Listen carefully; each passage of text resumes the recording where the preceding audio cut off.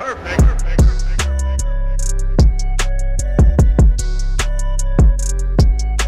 Hello and welcome to 2 Indoor Gaming and a new Minecraft mod pack. This one is Stoneblock, which is a lot like Skyblock, only it's underground instead of in the air.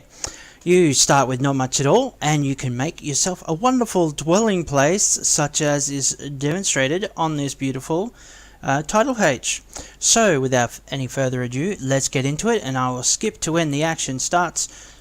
Right here in this beautiful stone room. Yes, I am underground. There's nothing here but a torch, an empty hole, and my trusty Game Boy, which is actually my quest book. But you'll notice under the little map on the top right hand corner that I'm actually at Y90. I'm not that deep underground at all. It's just the world is stone, mate. I'm supposed to be in the deep ocean, but it's stone, mate. And that's all I have to work with. So first thing I'll do is get the quest book out of my hand, because I can use the tilde key, which is the one just below the escape key on your regular keyboard. It's that squiggly line, horizontal line, ooh, like a snake. Okay. So you will be using your quest book a lot because it will guide you through. There's so much to do in this mod. There's lots of mods in it, but it starts very simply, very claustrophobically in fact. So even though there's Project E, Draconic Evolution, Storage Quest, Mystical Agricultural Quest, Power Generation Quest, I'll be focusing on the start of Stoneblock because that's what I've been in mostly. I've still got more to explore. This is more than enough to get you going, but of course you'll be dipping into some of the other stuff as you get to it. But some of it won't even unlock until you're down here doing some of your nether quests and all this sort of stuff. They won't even unlock until you can get some of this stuff done. So there's plenty to do here, lots of work. Not all of it's intuitive because it's using mechanics that you will not find in your vanilla Minecraft. And so I'm here to help because it took me a lot to work out myself. So the first thing you want to be doing is getting yourself some pebbles, and that is by breaking stone with your empty hand. Just like so. Bow! You never knew my fists were so strong. Now here's the thing to remember, you pick up your first stone pebbles, woohoo! I need a bunch of them though. If I am to break the next block with that stone pebble though, in hand, it takes a lot longer for a start, and there's your thing that something's going wrong, and there's nothing. It doesn't give you anything. So make sure you switch back to an empty hand after you picked up your first stone pebbles. And so you can go around. I like things to be nice and neat, so I'm going to tidy up some of these little bits that are sticking out all over the joint. I'm going to tidy this up, so you want to collect yourself a whole bunch of stone pebbles. You'll not only need the 16 to satisfy the quest limit, but you're going to need a few more pebbles than that to get to the point where you don't have to punch rocks anymore. It's as simple as that, because you don't want to be punching rocks. So there's my 16 right now. With that I can make 4 cobblestone, but I am going to need 4 cobblestone just for a crafting table, and then I'm going to need more cobblestone to make me a stone hammer. And quest guides you all through all of that. So 32, is that enough? Yes. 32 should be enough. Let's see if my maths is correct. So we get 8 cobblestone. So that's nice. What are we going to do with those 8 cobblestone? Well, the first thing we're going to do is make ourselves a stone crafting table. What? You've never made a stone crafting table? Well, today you are doing an adventurous thing and making a stone crafting table. While I'm here, it's a bit dark in some corners, but don't worry, it takes a lot more than a little bit of darkness to bring out the mobs. You know, 32 pebbles is not going to be enough, because I forgot that this takes more. That's okay. Here we go. I've got 2 stone rods. Oh, you've not made stone rods before either. Well, we are doing all sorts of revolutionary things here today. So I'm going to need 2 more cobblestone, which means I'm going to need 8 more pebbles. So 40 pebbles. Collect yourself 40 pebbles before you start doing anything. Don't be like me. Okay, so we'll get this in here. Yeah, extras, that's alright. So we want to put stone rod here, and 1 one, and we've got ourselves a stone hammer. It looks like it's got a wood hammer, a wood handle, but that's just deceiving you. Maybe that's the color of your sweat or something. I don't know. Yeah, so don't worry too much about the dark corners because it takes a bit for mobs to spawn.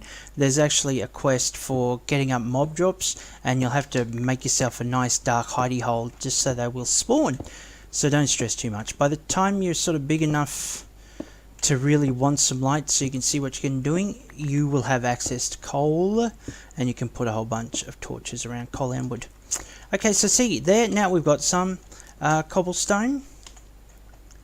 We can catch it the old-fashioned way with a tool instead of punching it up. Though mind you, that's probably the fastest fists I've ever seen taken out a stone block as you get in this game, this mod pack.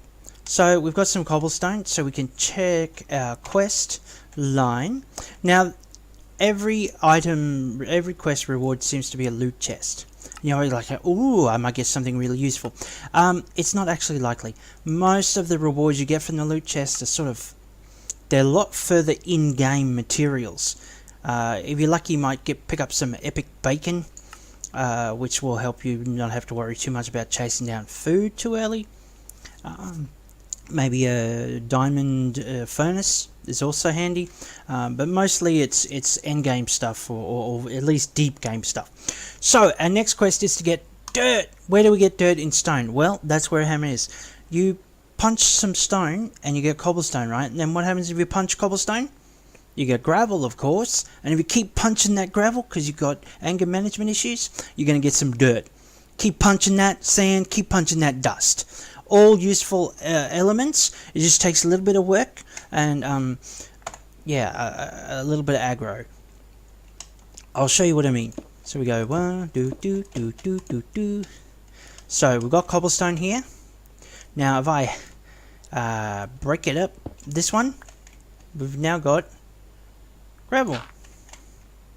Break this one up, I got gravel again, but break it again, and we have dirt. You see what I mean? So it takes it takes a bit of work getting your end stuff here. Oh, I'm already tired and quite frankly a little bit bored.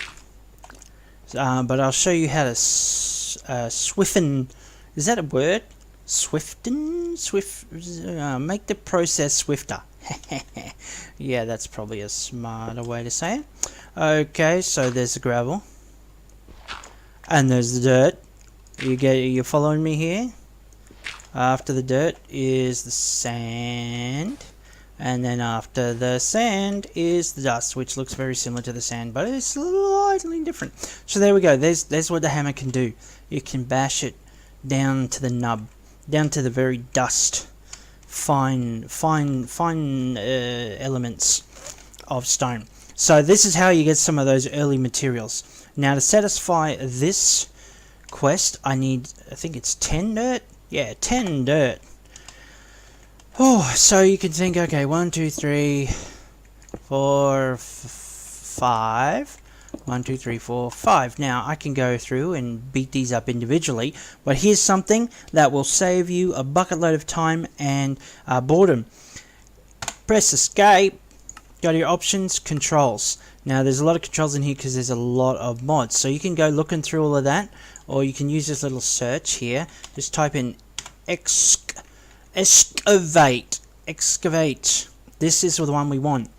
Now, whatever yours says, it's probably going to be red because all of the mods means there's conflicts aplenty. I switched mine to button 5 on my mouse.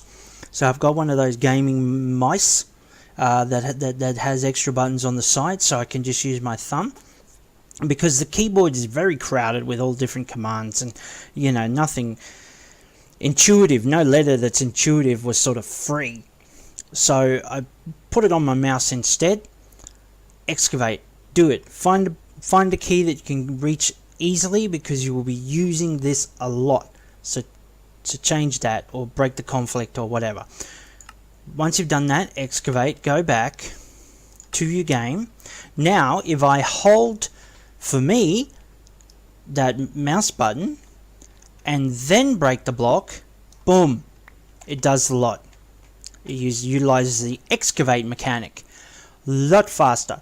You just got to place down enough blocks to do what you want. So I can now put down my 10 gravel, like so. Hold down that special excavate button, and I've got 10 dirt. Woohoo! And the task is complete. Now what? Well, now I need to get myself some saplings, don't I? So we can claim that. And for that, I'm going to need a stone crook. But what I'll do is I'll show you what sort of things you get from your loot chests, and then in the next episode we'll get into saplings and into that mechanic, because there's some gnarly stuff in that as well. So let's see, what am I going to get from my loot chest? Oh, a flask of fleet feet. That's great. I can run around this little room really fast. Okay, let's see. Obviously that's not going to be helpful right now. Oh, growth crystal. Well, there, yeah, that's good, I guess. It helps farm stuff, which come up later. Epic bacon! Yes! That means I don't have to worry about getting too many apples or whatever early. That thing's all sorted. So there's things to be wary of. There's this thing called chance cubes. Don't touch them. Don't touch them. It's bad news. Bad mojo. Don't go anywhere near those chance cubes. If you get them from that loot chest, put it away and do not touch it. The one I used converted all my blocks to dirt, and I was like, okay, that's not helpful. That's not helpful at all. Yeah, don't do that. Another one I used, because I was just, what did these do? Blew a whole bunch of stuff up, so be wary of that. Okay, that's it for this episode. Introduction to the quest lines for Stoneblock. I'll be helping you as much as possible, because I've needed a lot of help myself. So I'll catch you next episode. Thanks for watching. Perfect.